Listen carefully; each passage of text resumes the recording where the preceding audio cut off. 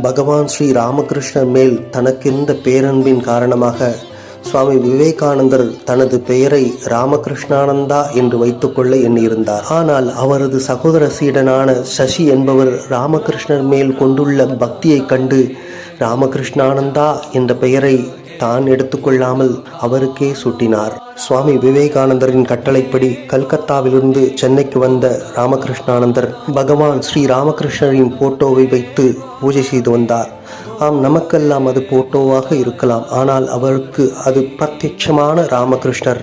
ஒரு நாள் பகவானுக்கு நைவேத்தியம் செய்ய எதுவுமே இல்லாததால் ராமகிருஷ்ணானந்தர் பகவான் முன்னால் சென்று, இங்கு பாருங்கள், இன்று உங்களுக்கு நைவேத்தியத்திற்கு எதுவுமே கிடைக்கவில்லை என்றால் கடல் மண்ணை எடுத்து உங்களுக்கு நைவேத்தியம் செய்துவிட்டு அதை நானும் உண்பேன் என்று கூறிவிட்டு சென்று விட்டார். சிறிது நேரத்தில் ஒரு மாட்டு வண்டியில் மளிகை சாமான்கள் நிறைய வந்தன. ஒரு பக்தர் கொடுத்து அனுப்பியதாக வண்டிக்காரர் கூறினார். பக்தி எதையும் சாதிக்க வல்லது.